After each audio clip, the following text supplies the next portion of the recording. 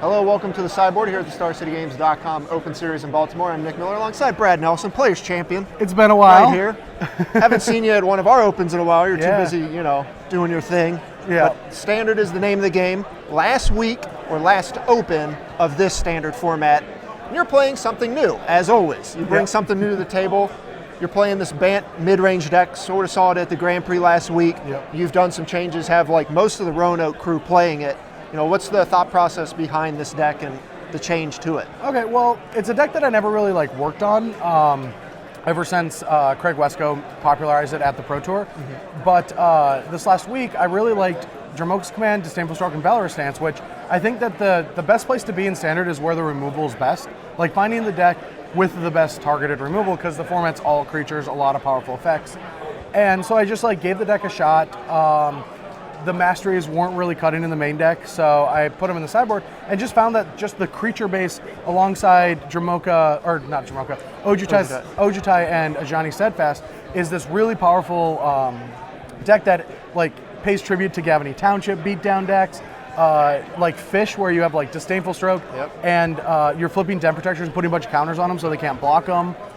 It's a really cool strategy that I never really gave a chance, but now I think it's really, really good. Yeah, watching the Roanoke crew play this deck today, the combo of Ajani and Ojutai has just been sickening. Yeah, I mean, people just don't see it coming. They hold up removal like they always do. Yep. And they never get a window to even target it. So if you play the Ajani, even if they have a downfall, they get to kill the Ajani, but you get the 6-point life swing, another card in your hand. They lose a ton of tempo from it. But the Ajanis are also good at just getting your death miss through big boards so you can keep attacking, or even making a Den Protector just slightly big enough to get over all of their guys. Right. So your creature base, you've got your Fleecemane Lion, your Courser Crucifix, Death Miss Raptor, and Den Protector along with your mana creatures. Yeah. Usual show we've seen there. But having the Death Miss Raptor sort of evasion has been really big that I think a lot of people are starting to do now in Standard. Yeah, and the one cool thing about that is Death Miss Raptor works really well in a Elvish Mystic Shell, but this is the only deck that really gets to use all the mana and be really aggressive with 2-drop removal. Like Abzan has to play Abzan Charms and Rhinos, so you don't really want to play an Elvish Mystic Shell with that. But in this deck, I think that this is the best Den Protector deck and the best Ojutai deck, because all these mana guys really work with all of the cards. Right. You mentioned to me earlier today you wanted to play a Jeskai deck, but not quite Jeskai. You want the good parts of it. Instead, green for red. Yeah, I mean, I played Jeskai at the Grand Prix, didn't do well. It was the first time I haven't made day 2 in a very long time at a GP. But I like the deck because of the removal, but the red cards just weren't cutting it. I thought Manus Rider wasn't stronger than I thought it was actually going to be. Sure. And ever since playing with this deck, I loved it. I played a bunch on Moto, and I think it's a really good place to be right now since these are the best removal spells in the format. Now you've had a pretty sweet interaction against a red deck. I want you to break this one down for the people at home. All right, well, I stabilize against mono red, and he just plays some more goblins and says go. And I'm able to play an Ajani, tick up on my Ojutai, and then Dromoka's Command, giving it a +1/+1 counter, and fighting a Fire Drinker Satyr, netting me 14 life and him losing 14 damage. And I mean, for anyone at home that watched me last year, I really loved me some Boros Charm Gorklan action. And so that's exactly what it felt like just being able to deal this absurd amount of damage in one turn, and also gain it he conceded on the spot. It was fun. It felt like kitchen table windmill slam magic. Yeah.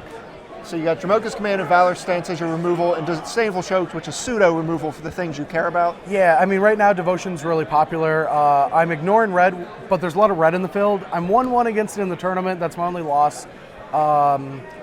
But Disdainful Stroke's really important right now, just to be able to beat these Atarkas and these Dragon Lords, Hornet Queens. Sometimes they're dead in the opening game, but for now I'm really happy playing 3 of them main deck. Sure. Moving to the sideboard, speaking of Hornet Nest, you have some of those in here. Really good against the red decks. They're good against a lot of decks. Now, the way that I sideboard, I'll be writing about it this week because I found cool ways to sideboard this deck. But they're really good against the red decks, but even green-red dragons and Mardu dragons, they're going to be trying to attack you in the air, but also they have Rabble Masters, Death Miss Raptors, or the Mardu decks have Anger or Rabble Master. So Hornet Nest is actually good against both those strategies. Since you can play a guy, they're going to try to anger them, and instead of playing a second guy that gets angered, just play a Hornet's Nest. Now they're kind of stuck not angering you, so you off tempo them. Also, when a Storm Breath's about to kill you, you can fight your Hornet's Nest against something, get these surprise Death Touch tokens, and jump in front of a Storm Breath Dragon. That's a pretty crazy ambush to just be able to have your own thing fight it to end up with a bunch of insects. Yeah, and it's only good in this deck because there's not many Hornet's Nest Dromoka's Command decks out there. So they've been really good in my sideboard. And the Masteries are for Control and Mardu, but both really didn't show up, so I don't know how often I'm going to be using them. Sure. Still a card that we've seen from a lot of decks coming out of the sideboard is just ways to fight these troublesome matchups. Yep.